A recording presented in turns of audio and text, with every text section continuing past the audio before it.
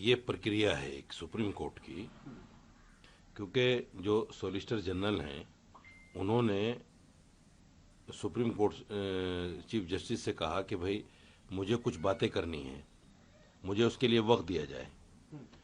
तो supreme court ने ये कह दिया कि भाई ठीक है, हम वक्त दे रहे हैं आपको, लेकिन अभी कार्रवाई नहीं करेंगे, आप कुछ भी कार्रवाई नहीं करेंगे, कोई नियुक्ति नहीं होगी और डी नोटिफाई नहीं होगा वक्त बाय यूज़र में। तो उसके लिए सरकार ने भी हामी भर दी। ये एक प्रक्रिया है, प्रक्रिया के तहत काम हो रहा है। 5 मई को दोबारा लगा है ये, उसके बाद में बाकायदा इस पर सुनवाई होगी। सुनवाई के बाद में जो फैसला आएगा वो फैसला अटल होगा, वो फैसला असल होगा। ये तो सिर्फ एक प्रक्रिया के तहत उन्होंने कह दिया, क्योंकि कुछ खबरें ऐसी आ रही थी कि कुछ राज्यों ने इस पर जो है कहीं ना कहीं काम करना शुरू कर दिया है।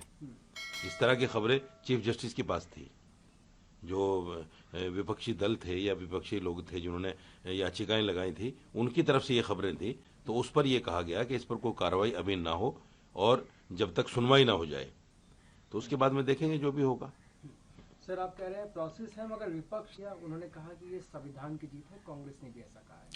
नहीं, अभी इसमें जीत हार का तो कोई मसला ही नहीं है। अभी इसमें जीत हार का कोई मसला नहीं है।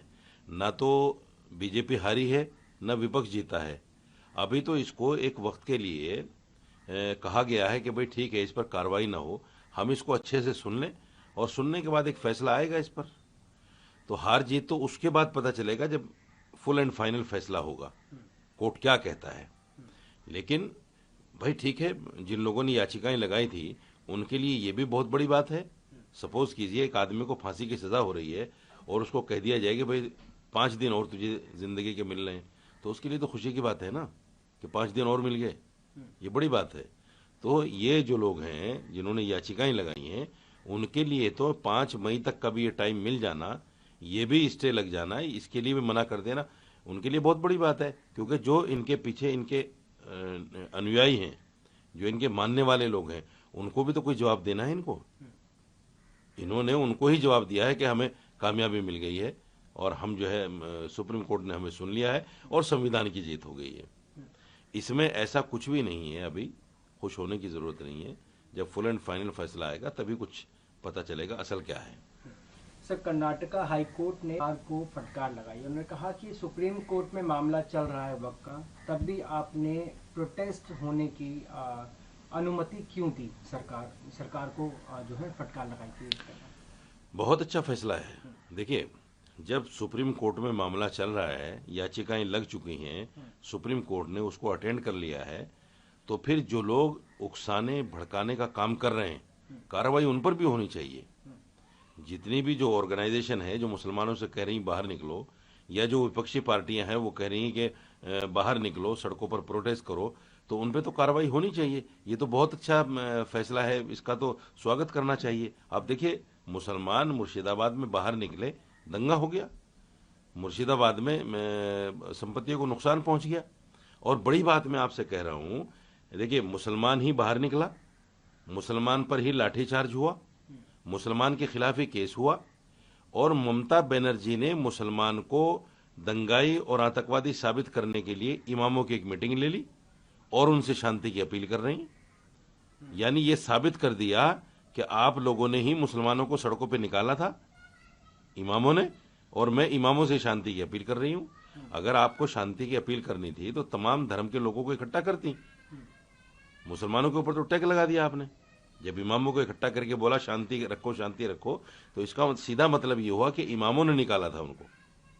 तो हर जगह से मुसलमान को बदनाम करने की जो नापाक साजिश कांग्रेस और उसकी दीगर पार्टियों की तरफ से हो रही है, इस साजिश को मुसलमानों को समझना चाहिए। कर्नाटक हाई कोर्ट का यह फैसला बहुत अच्छा फैसला है और मैं तो समझता हूं कि हर स्टेट में हाई कोर्ट में जाएं लोग और इस तरह के फैसले दिलवाएं। बाकायदा सरकार को बाध्य किया जाए कि इस तरह का कोई प्रोटेस्ट जब तक ना हो, जब तक सुप्रीम कोर्ट इस पर कोई फैसला ना दे दे। दूसरी बात, सुप्रीम कोर्ट का फैसला आने के बाद भी जिस तरह के प्रोटेस्ट होते हैं, ये प्रोटेस्ट तो संवैधानिक हो ही नहीं सकते कि आप आग लगा दो, प्रॉपर्टियां जला दो, किसी की जान ले लो। प्रोटेस्ट तो वो संवैधानिक होता है जो बिल्कुल शांति के साथ, अमन के साथ, सुकून के साथ कहीं बैठकर किया जाए। किसानों ने भी किया, कोई किसी तरह का झगड़ा नहीं हुआ, कोई परेशानी नहीं, कोई आगजनी नहीं हुई। तो इस तरह का प्रोटेस्ट करना चाहिए, ना कि सड़कों पर निकलकर उपवाद करना चाहिए। सर, कलकत्ता हाई कोर्ट ने को खारिज कर दिया। उन्होंने तीन मेंबर की समिति बनाई है जो लोगों की पहचान करेगी, उन्हें पुनर्वास करेंगी, मगर एनआईए की जांच के लिए जो है खारिज कर दिया। देखिए, अगर कोई पलायन हुआ है इस दंगे की वजह से, तो यकीनी तौर पर उस पर जांच होनी चाहिए, और जो लोग गए हैं अपने घरों को छोड़कर, गांवों को छोड़कर, उनको वापस लाना चाहिए। ये सरकार की जिम्मेदारी है। कलकत्ता हाईकोर्ट ने जो समिति बनाई है उसका भी स्वागत होना चाहिए। नुकसान किसी का भी हो, जुल्म किसी के साथ भी हो, वो जुल्म होता है, चाहे हिंदू के साथ हो या मुसलमान के साथ हो। अगर किसी को घर छोड़ने पर मजबूर किया गया या कोई लोग घर छोड़कर गए हैं तो उनको वापस लाना ये सरकार की जिम्मेदारी है। और इस तरह से हाई कोर्ट का फैसला ये जो हुआ है, इस पर बहुत अच्छी बात है, होना चाहिए। लेकिन सरकार कहाँ है, ये भी एक बड़ा सवाल है। सारे काम अगर हाई कोर्टों को करने पड़ेंगे या सारे फैसले अगर सुप्रीम कोर्ट को सुनाने पड़ेंगे, तो फिर सरकारें कहाँ हैं? सरकारों की जिम्मेदारी क्या है? जिन नागरिकों के ऊपर उनकी सुरक्षा के लिए, उनकी एजुकेशन के लिए, उनके देखरेख के लिए सरकारों को नियुक्त किया गया है, सरकारें बनी हैं, उन सरकारों की जिम्मेदारी क्या है? वो अपनी जिम्मेदारी से क्यों भाग रही हैं? ऐसा हुआ क्यों? बंगाल में ऐसा हुआ क्यों कि इस तरह का प्रोटेस्ट हुआ? उसकी वजह से कुछ लोग घर छोड़कर गए। अगर गए तो ये गलत हुआ।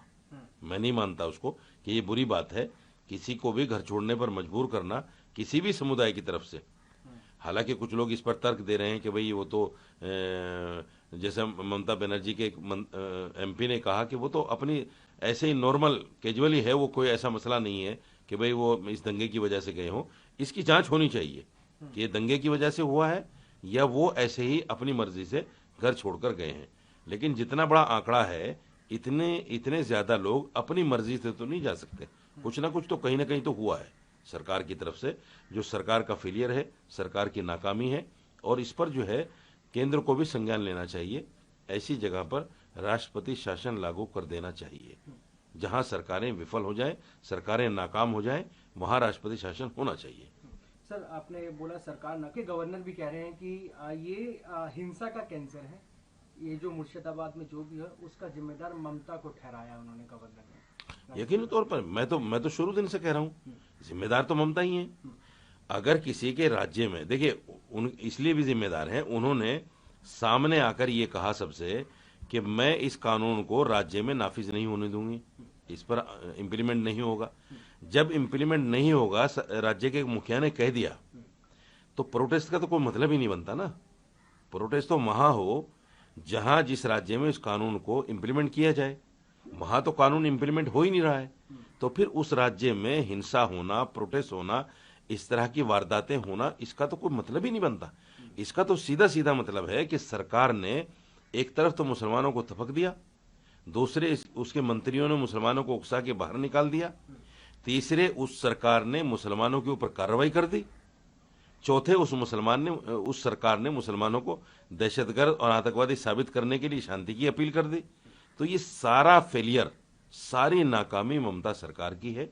मैंने इसीलिए कहा पहले भी कि ऐसी सरकार को तुरंत गिरा देना चाहिए। राष्ट्रपति शासन वहां लागू होना चाहिए, जो आदमी नाकाम हो इस तरह के दंगे रोकने में।